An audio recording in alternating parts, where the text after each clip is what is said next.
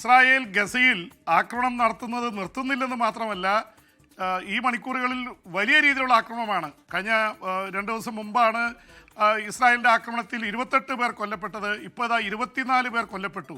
അതിനിടയിൽ ഇസ്രായേൽ അവകാശപ്പെടുന്ന അതിൽ 5 പേർ ഹമാസിൻ്റെ പ്രവർത്തകരാണ്. അവർ കൊല്ലപ്പെട്ട കാര്യത്തിൽ ഇസ്രായേൽ പറഞ്ഞ അവകാശവാദത്തെ ഹമാസ് തള്ളി പറഞ്ഞിട്ടുമില്ല. അപ്പോൾ ഹമാസിൻ്റെ ആൾക്കാർ കൊല്ലപ്പെട്ട് തുടങ്ങിയിരിക്കുന്നു. കാരണം അവർ ഒളിത്താവളങ്ങളിലായിരുന്നു, അവർ ടണലുകളിലായിരുന്നു. കൂടുതലും സാധാരണക്കാരായിട്ടുള്ള ആൾക്കാരാണ് ഇപ്പോഴും കൊല്ലപ്പെട്ടിരിക്കുന്ന ആൾക്കാരിൽ ബാക്കി 19 പേർ സ്ത്രീകളും കുട്ടികളും അടക്കമുള്ള സാധാരണക്കാരാണ്.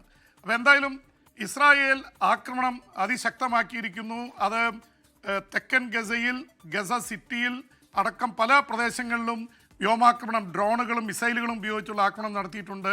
യുദ്ധവിമാനങ്ങൾ ആക്രമിക്കുന്നുണ്ട്. അപ്പോൾ എന്തായാലും ഇസ്രായേൽ രണ്ടും കൽപ്പിച്ചുള്ള പണിക്കാണ് വീണ്ടും ഇറങ്ങിയിരിക്കുന്നത്. വെടിനിർത്തൽ കരാർ ലംഘിച്ചാണ് SK 41-42 ദിവസമായി ഈ വെടിനിർത്തൽ കരാർ ഉണ്ടായിട്ട്.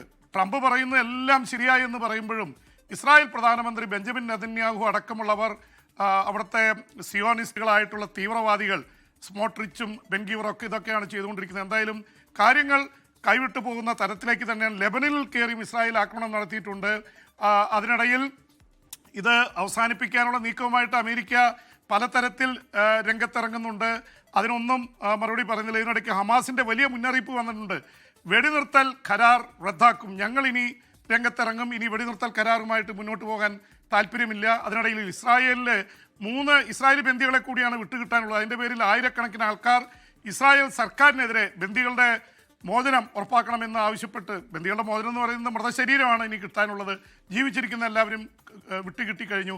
ഇസ്രായേൽ ഒരുപക്ഷെ കാണുന്നത് ജീവിച്ചിരിക്കുന്ന ബന്ദികളെ കിട്ടിക്കഴിഞ്ഞു, ഇനി എന്തുമാവാമെന്ന തരത്തിലേക്ക് ഇസ്രായേൽ മാറിയിരിക്കുന്നു.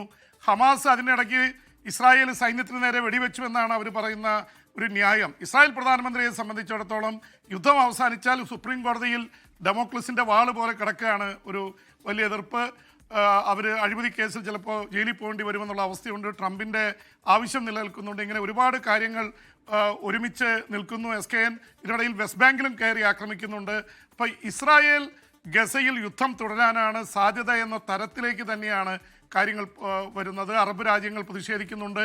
ഏറ്റവും വലിയ പ്രതിഷേധ പ്രകടനം നടന്നത് ലണ്ടനിലാണ്. SKN ആരെയും അറസ്റ്റ് ചെയ്തില്ല, 90 പേരെ അവിടെ അറസ്റ്റ് ചെയ്തു. പക്ഷേ അയർലൻഡിലെ ബെൽഫാസ്റ്റിൽ നടന്ന ആയിരക്കണക്കിന് ആൾക്കാർ, 2 കൂട്ടരും പലസ്തീന് അനുകൂല പ്രകടനം നടത്തിയതാണ്. അയർലൻഡിൽ ആരെയും അറസ്റ്റ് ചെയ്തില്ല. 90 പേരെ ലണ്ടനിൽ അറസ്റ്റ് ചെയ്തു എന്ന വാർത്ത കൂടി വരുന്നുണ്ട്.